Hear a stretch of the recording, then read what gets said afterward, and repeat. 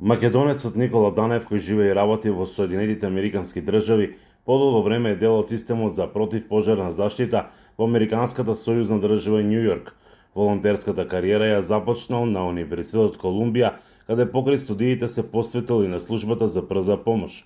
Од волонтерски медицински техничар стигнал до директор на Универзитетската служба за брза помош. Управувал со тим кој се грижил за безбедноста на илјадници луѓе на Менхетен, а во соработка со универзитетското раководство работел на подобрување на условите за студентите пред се во делот на психичкото здравје.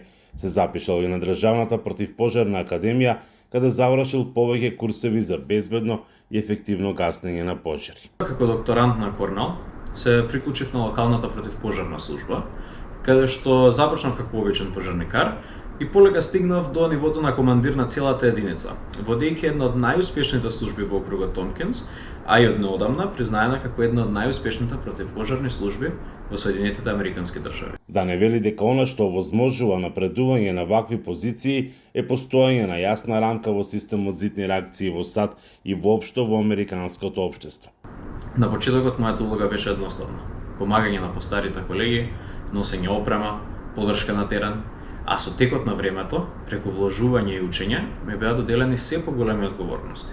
Се соочував со интервенции во пожари, автомобилски несреќи ситуации, каде што требаше да спасуваат животи во најтешките услови. Но она што секогаш ми оставал најсилен впечаток е чувството на заедништво и доверба во тимот. Тој неодамна беше дел од група млади американски пожарникари кои имаа средба со директорот на Македонскиот центар за управување со кризи, Стојан Чангелов. Имаа можност да го испробаат системот во ЦУК преку анонимна пријава до дежурните диспечери.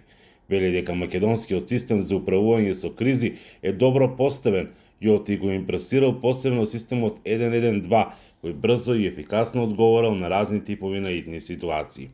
Во споредба со американскиот систем, главната разлика е што во САД ваквите центри имаат малку подолга историја на функционирање и, например, би можеле да послужат како модел за воведување на дополнителни технолошки решенија и методи за обука.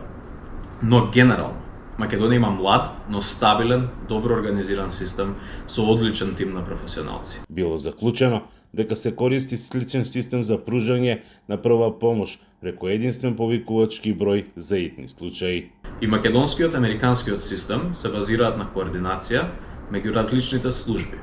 Дали се тоа противпожарни служби, медицински, полициски, сите со цел да обезбедат брза реакција на граѓанските потреби.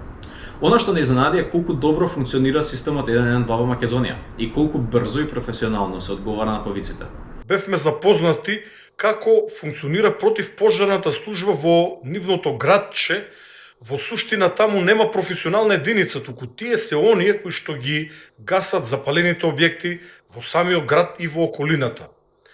Воедно можевме да видиме како во Соединетите Американски држави е развиено доброволното пожарникарство. Нешто што е наш предизвик, нешто на кое што работиме овие години и верувам дека во следниот период ќе имаме повисоки резултати, затоа што кај нас има огромен потенцијал за развој на доброволното пожарникарство.